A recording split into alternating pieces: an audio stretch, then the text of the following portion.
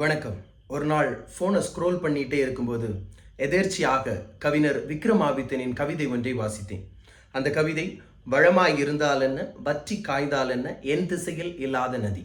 இந்த வரிகள் என்னை ஆழமான சிந்தனைக்கு அழைத்து சென்றன. இந்த கவிதைக்கு பிறகு கவிஞர் விக்ரமாதித்யன் பற்றியும் அவருடைய கவிதைகள் பற்றியும் ஆழமாக அறிந்து கொள்ளும் அவா ஏற்பட்டது. நான் இதற்கு முன்பு கவிஞருடைய எந்த கவிதை தொகுப்பையோ சிறுகதையோ வாசித்தது கிடையாது. நான் முதலாக வாசித்த நூல் ஒரு கட்டுரை விமர்சன தொகுப்பு. இது நாடோடியின் கால்தடம் விஷ்ணுபுரம் இலக்கிய வட்டத்தினர் வெளியிட்டிருக்கிறார்கள். பல்வேறு வாசகர்களும் எழுத்தாளர்களும் கவிஞர் விக்ரமாதித்யனுடைய கவிதைகளை பற்றியும் அவருடைய சிறுகதைகளை பற்றியும் விமர்சனங்களாக தொகுத்து எழுதியிருக்கிறார்கள். முதலில் கவிஞர் விக்ரமாதித்யனை பற்றி தெரிந்து கொள்வோம். இவருடைய இயற்பெயர் நம்பிராஜன். இவர் திருநெல்வேலியில் பிறந்திருக்கிறார். தற்போது தென்காசியில் வசித்து வருகிறார். பல்வேறு பத்திரிகை துறைகளில் பணியாற்றி இருக்கிறார். ஒரு சில திரைப்படங்களிலும் நடித்திருக்கிறார். இவர் பல்வேறு கவிதை தொகுப்புகள், சிறுகதைகளை எழுதியிருக்கிறார். இவருடைய ஆகாசம் நீல நிறம் என்ற கவிதை தொகுப்பு மிகவும் பிரசித்தி பெற்றது. இந்த நூலில் கூட பல்வேறு இடங்களில் இந்த ஆகாசம் நீல நிறம் என்ற கவிதை தொகுப்பை சுட்டிக்காட்டியிருக்கிறார்கள். மேலும் கவிஞருடைய சில குணாதிசயங்களை பற்றி தெரிந்து கொள்வோம். கவிஞர் ஒரு பெருங்குடிகாரன். இந்த வரி இடம்பெறாத கட்டுரையே கிடையாது. எல்லோரும் இந்த வரியை திரும்ப திரும்ப எழுதியிருக்கிறார்கள். எழுத்தாளர் ஜெயமோகன் கூட கவிஞரை பற்றி கூறும்போது கவிஞர் விக்ரமாதித்யன் டான்ஸ் மக்கப்ரி என்கிறார். டான்ஸ் மக்கப்ரி என்பது ஒரு பிரெஞ்சு சொல். இதனுடைய பொருள் சாவு நடனம். இறந்தவர்கள் முன்பு நடனமாடி கல்லறை வரை கொண்டு செல்வது. அந்த அளவிற்கு கவிஞர் குடிப்பார் என்று நினைக்கிறேன். இன்னொரு குணாதிசயமாக கவிஞர் கையில் கொஞ்சம் கூட காசு இல்லாமல் தமிழ்நாடு முழுவதும் அலைந்து திரியும் ஒரு நாடோடி கவிஞர். இவருடைய கவிதைகள் எல்லாம் ஏழ்மை, வறுமை, தனிமனித அவலத்தை வெளிப்படுத்துவதாகவே இருக்கிறது. அன்றிலிருந்து இன்று வரை கவிஞர்கள் வறுமையில் வாடுவது வியப்புக்குரியதாக இருக்கிறது. இவர் தன்னை பற்றி சொல்லும்போது மாய கவிதை எழுத வேறு ஆளைப்பார், நானோ நொம்பலப்பட்ட ஆன்மா என்கிறார். மேலும் இவருடைய இந்த இரண்டு கவிதைகள் பல்வேறு கட்டுரைகளில் திரும்ப திரும்ப எழுதியிருக்கிறார்கள். ஒன்று, திசை முடிவுக்கு தெரிவதெல்லாம் ஆகாசம் நீல நிறம். இன்னொன்று, சாமி மலையேறி எங்கே போகும், தேவி மடியில் விழுந்து கிடக்கும்.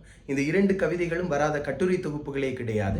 இந்த கவிதைகள் எல்லாம் மிக சாதாரணமான பேச்சு நடையிலே உள்ள வார்த்தைகளால் உருவாக்கப்பட்ட கவிதைகளாக இருக்கிறது. ஒரு முறை ஜெயமோகனும் கவிஞர் விக்ரமாதித்யனும் உரையாடி கொண்டிருக்கிறார்கள்.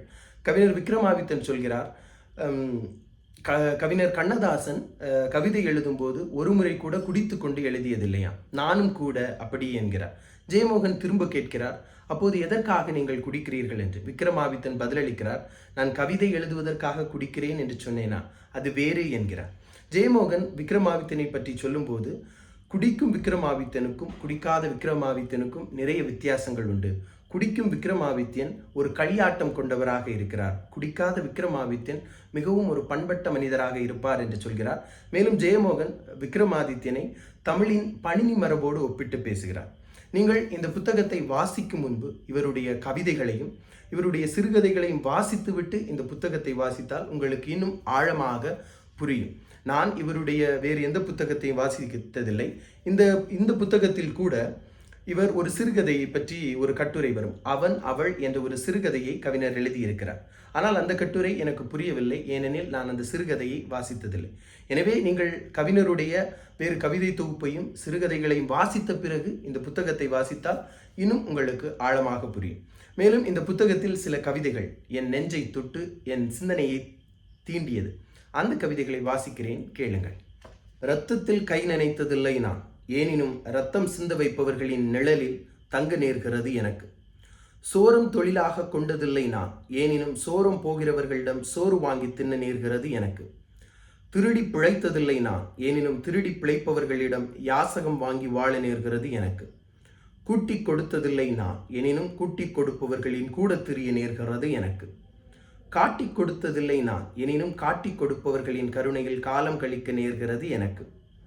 பாபத்தில் வந்த பலனை கையாடினால் பாபம் படியாதோ சாபம் கவியாதோ, முதலில் என்னை நான் காப்பாற்றிக் கொள்ள வேண்டும். என்னை நான் காப்பாற்றிக் கொள்ள வேண்டும், இல்லைங்கில் எச்சில் பிழைப்புத்தான், ரெண்டும் கெட்டான் வாழ்க்கைதான். இந்த கவிதையில் சோரம் என்று வரக்கூடிய சொல் களவு, வஞ்சனையை குறிக்கும். ஒழுக்கமில்லாத செயல்களை குறிக்கக்கூடிய ஒரு சொல் தான் சோரம். எப்போதும் இவனை கூப்பிடுகிறது நீலக்கடல். முக்கியமாக நட்சத்திரங்களும் நிலவும் சுடர்விதும் ராத்திரி நேரங்களிலும் தான். நீல நிறத்தைக் கண்டு பயப்பட வேண்டாம். கட்டுமரமேறி வா. பிடித்தமில்லை என்றால் திரும்பி விடலாம். வீடு ரொம்ப தூரம் என்று யோசிக்காதே, வா. யதார்த்தம். தத்துவம் பேசும் கிளிகள் சிவந்த மூக்கின் நுனியில் கவிழ்ந்து கிடக்கும் பூமியை புரட்டி போட ஆசைப்படும். மரப்பொந்துகள் மறந்து தத்துவத்தாக விடாயில் வயிறு வீங்கி சாகும். பழங்களை தேடி அலையாமல் பட்டினி கிடக்க பழகிக்கொள்ளும்.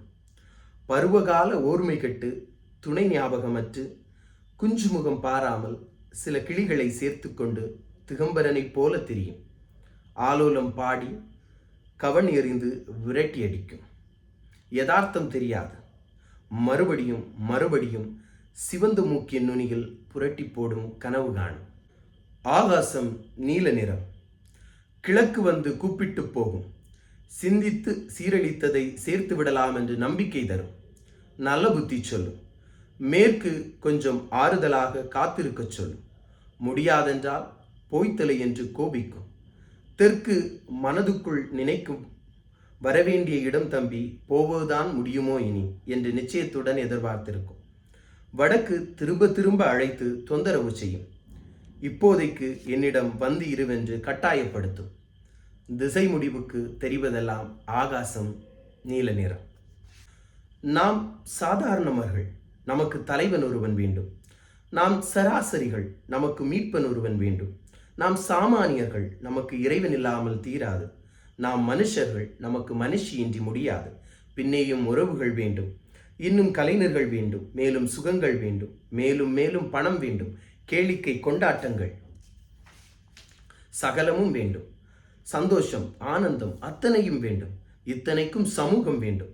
பிறகும் சட்டம் ஒழுங்கு வேண்டும். இதிகாசங்கள் புராணங்கள் நீதி நூல்கள் எல்லாமே வேண்டும். மானுடம் என்றால் சும்மாவா?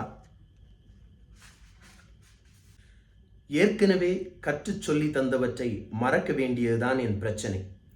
மேலும் மேலும் கற்றுச் சொல்லி தந்து கொண்டிருக்கிறார் அநேகர். கற்றுக்கொள்ள வேண்டிய நிர்பந்தம் எனக்கு, சொல்லித்தர வேண்டியதும் நிர்பந்தமாகவும் இருக்கலாம் அவர்களுக்கு. கற்றுக்கொண்ட பின்பும் மறந்துவிடத்தான் பார்ப்பேன் நான். சொல்லித்தந்த பின்பும் நினைவில் இருத்தி வைக்கத்தான் பார்க்கிறார்கள் அவர்கள். இறந்திருக்கக்கூடாது, இருந்திருக்க வேண்டும். எதிரி இல்லாமல் எப்படி? எதிரித்தானே இயக்கத்துக்கு காரணகர்த்தா.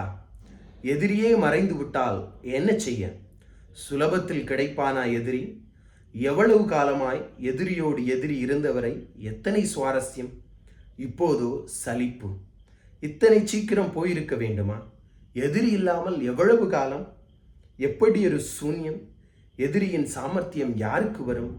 ஏமாற்றிவிட்ட எதிரியை மன்னிக்க முடியாது. ஆட்டக்காரனுக்கு அத்தனை அடவுகளும் ஆட்ட வகைகளும் அத்துப்படி. ஆட்டம் உடம்பையும் மனசையும் வைத்துத்தான் என்பான் ஆட்டக்காரன். ஆடும் இடம்தான் அரங்கம் என்று தெரியும். ஆட்டக்காரனுக்கு ஆடும் வரைதான் எல்லா ஆட்டமும் என்று சொல்லிக் கொண்டிருப்பான் ஆட்டக்காரன். ஆட்டம் ஆட்டத்துக்காகத்தான் என்பதே ஆட்டக்காரன் கொள்கை. ஆடுவதெல்லாம் தனக்காகத்தான் என்பதுதான் ஆட்டக்காரன் கோட்பாடு. ஆட்டம் எப்படி வருகிறதென்றெல்லாம் அலட்டிக்கொள்ள மாட்டான் ஆட்டக்காரன்.